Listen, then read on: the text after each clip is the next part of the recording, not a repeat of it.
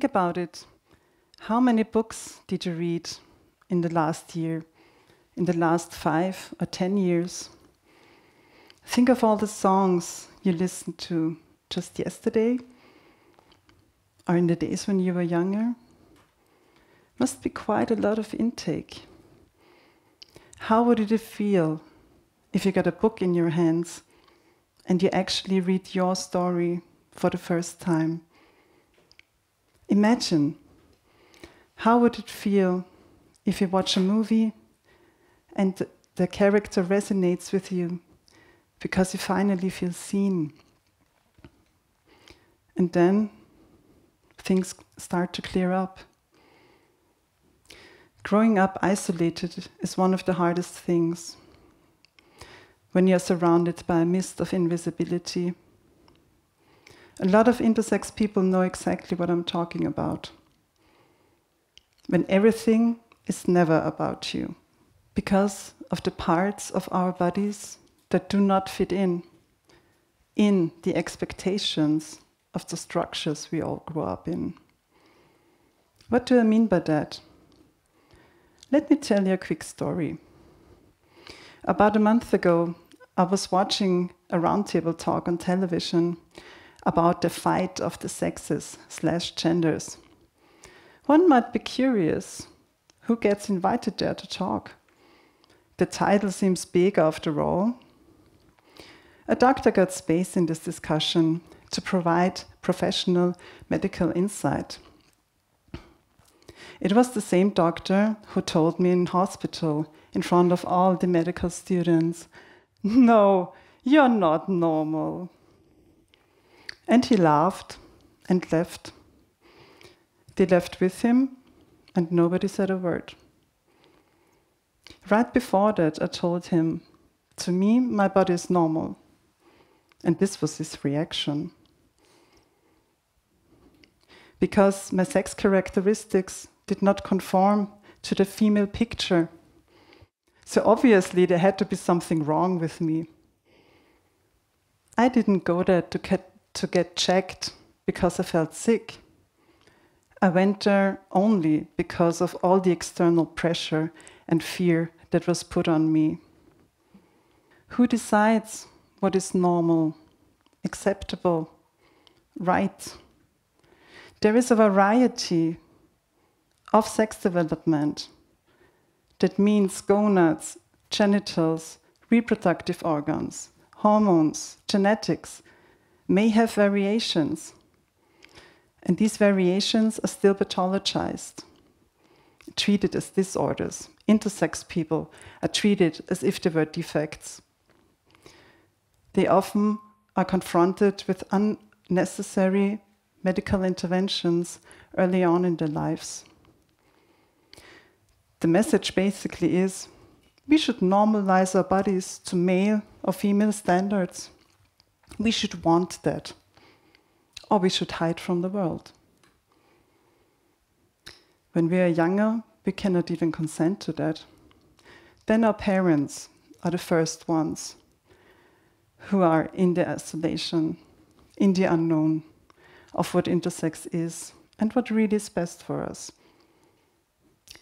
Is being normal equal to being healthy and happy? Who gets to define that? You might already know a bit about my normality. So if I get invited to give my expert insight, I have to say, no, all of this is not normal. These harmful experiences are all too common and are the reality. When you wonder how this is possible, remember what you watch, what you read, what you hear all these years.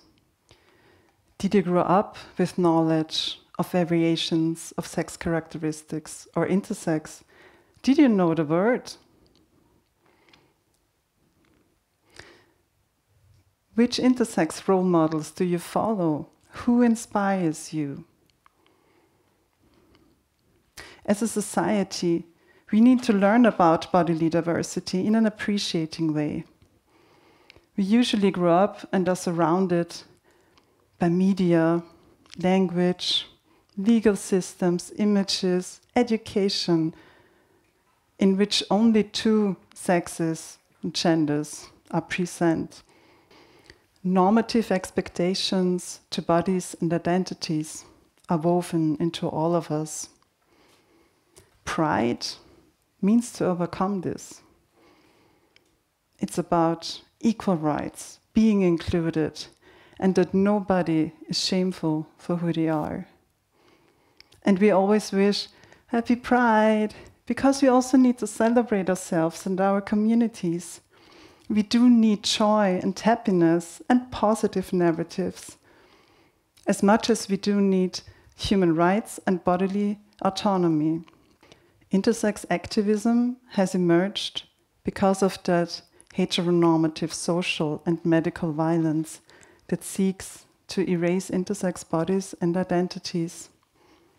There is trauma, and we gather because of these experiences, to exchange and to stop them.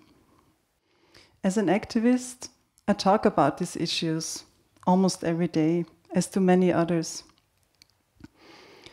We all sometimes think, I guess, how much longer do we actually have to explain this over and over again? That every time we reach somebody who absolutely needed us to speak out. And you don't have to be an activist to do that. You don't have to be intersex to do that. Everybody can raise awareness and create important changes for marginalized communities like the intersex community in so many ways. Support starts with listening to us and when you care, and then also take action. So we basically create our own history, our own materials, and that is a lot of work, too often without any finances.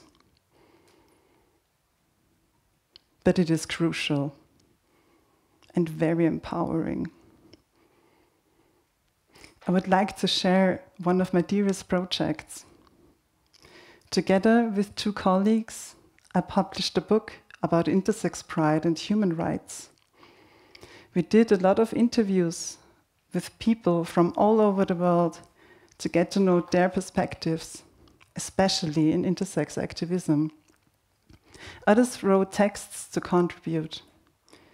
We took a lot of care of the translation processes and also to make them feel safe, to be able to share their precious knowledge. It felt really good to be able to create together and to provide space that hardly exists. To be able to have the power about what is created and how, respectfully, without so-called experts that usually talk about us, often without us. We are not that isolated anymore when we can experience that there are others there like us. And there is less and less taboo and fear if we integrate sex and gender diversity in the normality where it truly belongs, being part of everything as a matter of course. I can only recommend to find ways to create by your own terms, spread awareness and visibility, but please take good care of yourself and your boundaries. And as supporters, you need to know that we actually fight for our lives, better lives for everybody. Become mindful allies. Involve intersex narratives, materials, and demands. Ask how you can support. Together we have so much to offer. Being intersex is normal and awesome. So write, make music, do arts, do science, do politics, do media, take your space and find your community and allies. because we all can't wait to read and hear and see more of you, of us, people who happen to be intersex too. Thank you.